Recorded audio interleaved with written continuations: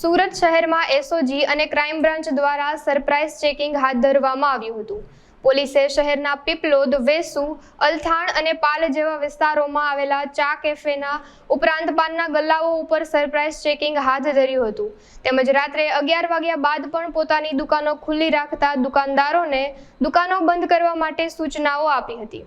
આ ઉપરાંત બહાર બેઠેલા તમામ લોકોને પણ પોલીસે સમજાવ્યા હતા। રાત્રિ દરમિયાન કેટલાક અસામાજિક તત્વો દ્વારા થતી ગેરકાયદેસર પ્રવૃત્તિઓ તેમજ કોઈ અન્ય દુર્ઘટના ન બને તેની તકેદારીના ભાગરૂપે પોલીસ દ્વારા આ સરપ્રાઇઝ ચેકિંગ હાથ ધરવામાં આવ્યું હતું। આખી હકીકત એવી છે કે જે અડાજણ, પાલ, અલથાણ, વેસુ, પીપલોદ આ બધા એરિયાઓમાં એક એવો ટ્રેન્ડ ચાલી રહ્યો છે કે ભાઈ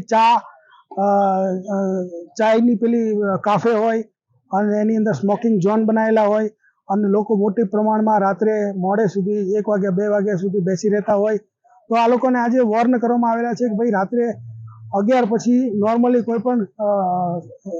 સારા ઘરના વ્યક્તિ હોય એ ફરતા ન હોય। તો આજે તમામ જેટલા પણ એના આવા માલિકો છે એને પણ વોર્ન કરવામાં આવેલા છે અને જે લોકો ત્યાં આવેલા હતા, યંગસ્ટર હતા,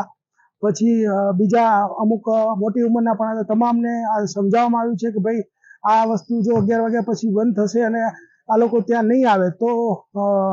યંગસ્ટર જે રાત્રે ફરતા હોય અને કોઈ નશાના રવાડે ન ચડે, કોઈ ડ્રગ્સ કે બીજી કોઈ નશાકારક વસ્તુઓનું સેવન ન કરે એના માટેનું એક અભિયાન છે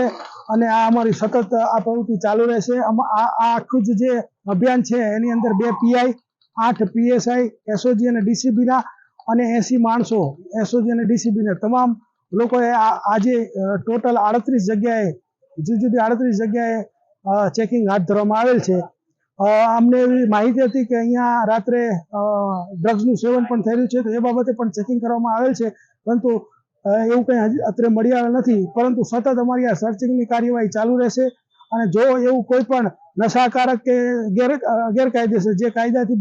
પ્રતિબંધિત એવું કંઈ પણ મળશે તો કાયદેસરની કાર્યવાહી કરવામાં આવશે। અત્યારે જે પાલ છે, અડાજણ છે, પછી વેસુ છે, પીપલોદ છે, અલથાણ આ બધી જગ્યાઓએ જ્યાં જ્યાં આવા ઝોન બનાવેલા છે એ તમામ ઝોનની ડિટેલની અંદર એની અંદર સર્ચ કરવામાં આવેલ છે અને એના માલિકોને પૂછપરછ કરવામાં આવેલ છે અને એના ડીવીઆર પણ ચેક કરવામાં આવશે।